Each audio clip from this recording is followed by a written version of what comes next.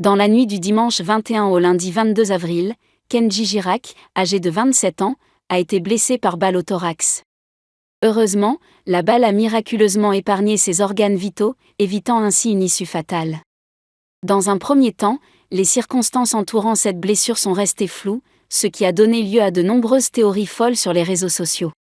Cependant, lors d'une conférence de presse tenue par le procureur de la République de Mont-de-Marsan, la lumière a été faite sur cette affaire.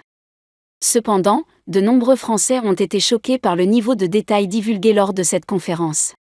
Les addictions du chanteur à l'alcool et à la cocaïne, ainsi que les tensions au sein de son couple avec Soraya Miranda, n'ont pas été épargnées lors de cette conférence. En effet, Kenji Girac a avoué aux enquêteurs qu'il avait voulu simuler un suicide pour effrayer son épouse.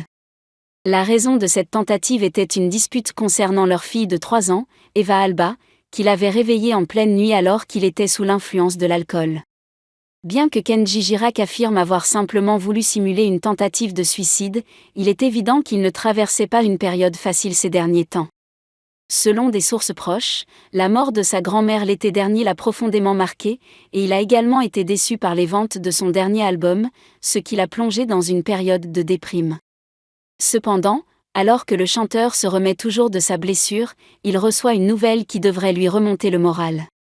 En effet, selon Le Figaro, Kenji Girac vient de se classer 2e dans une liste établie par le Centre national de la musique, qui met en avant des albums à succès à l'étranger.